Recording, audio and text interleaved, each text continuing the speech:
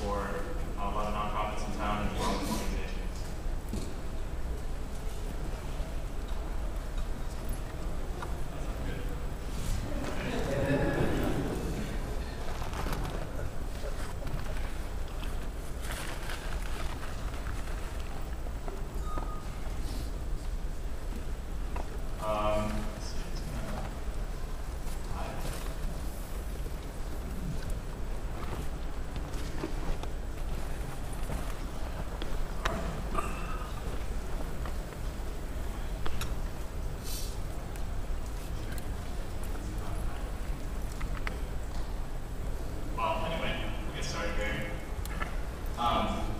So I'm going to be talking about Open Atrium. If you're not familiar with Open Atrium, it's an open source internet package that we open sourced last year in summertime.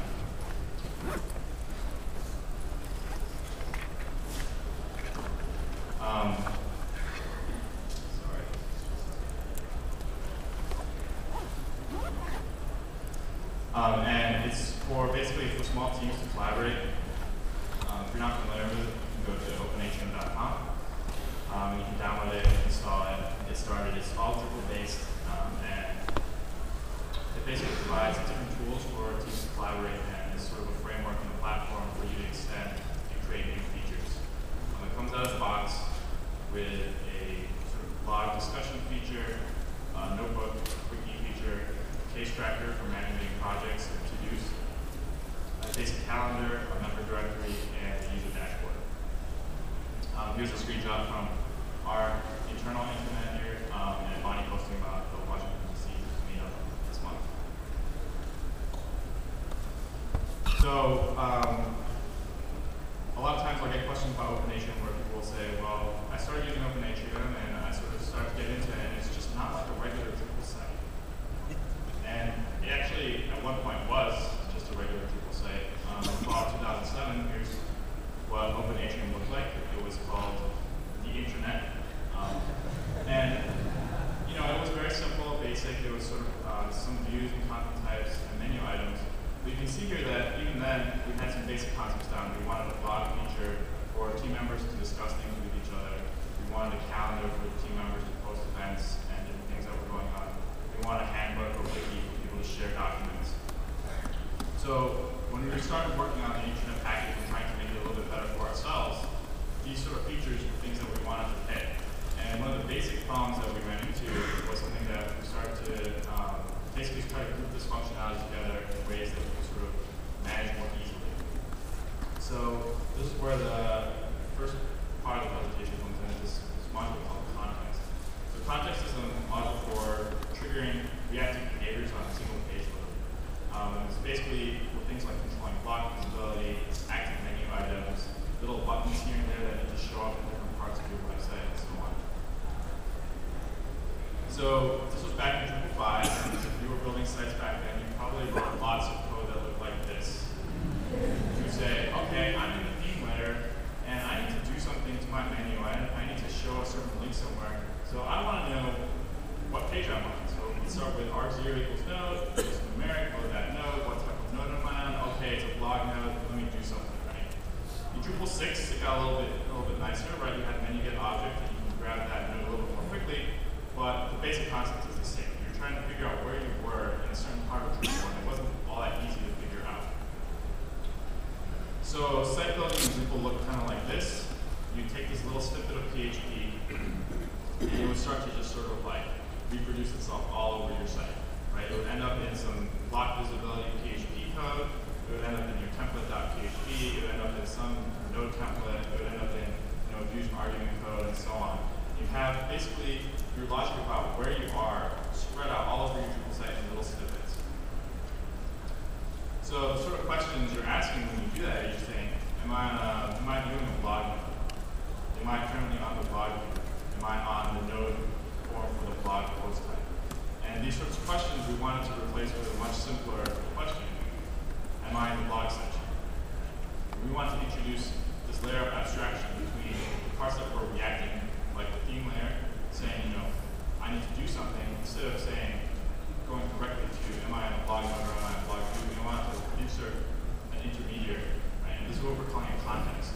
can think of context as sections, as like layers on your site, as whole spots of your site, or just this abstract concept that you're using as an intermediary between things that you're responding to and things that are responding. So here, the way context is built, we have different conditions that can make the blog section active. So things like if you're viewing a node that's of type blog, you're viewing a certain view, that'll make the blog section active. And then you have things like a recent comments blog, the blog menu item, or a little button that lets you add a blog post responding to that blog section. So each context is just a name for an idea. Unlike other Drupal entities like content types or views, it doesn't actually do anything on its own. It's just a sort of hook for other things to grab onto.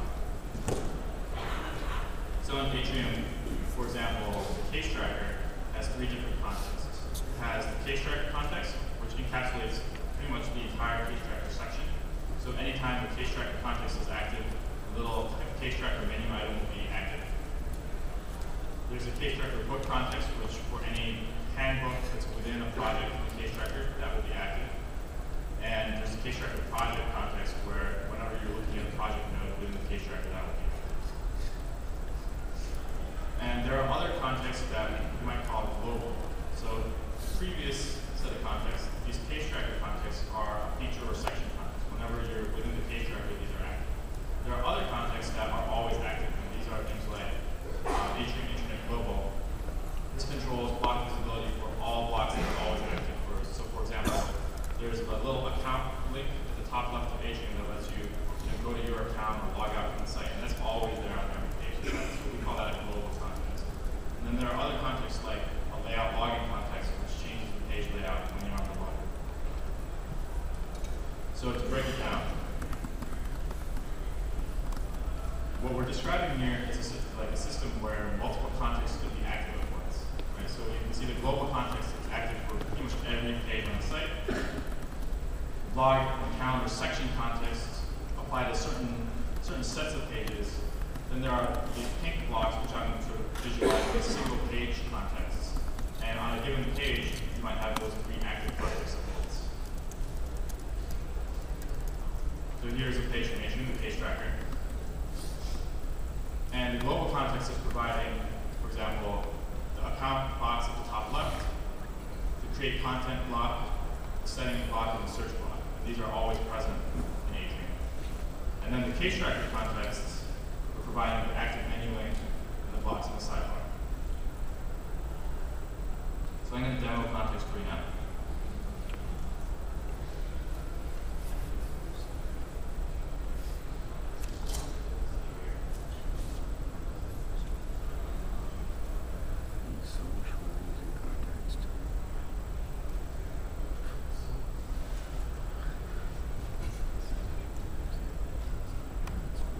So this is a site we built for, or not a site, a small profile we built for one of our clients, one of our records. And I'm using it as a basic demo of how you can use context on a very simple site that has only a couple sections.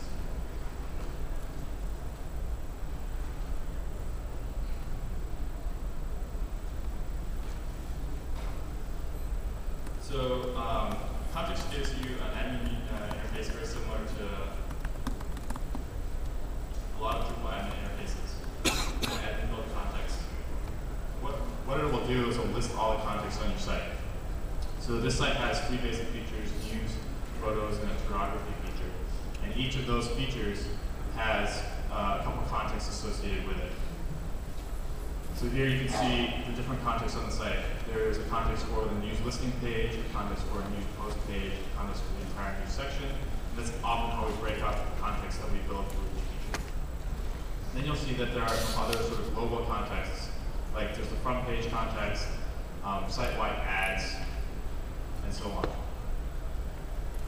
If I edit one of these contexts, I'm going to edit the news page context. You can see I can give it a name, I can tag it to help organize it with other contexts, but then I can add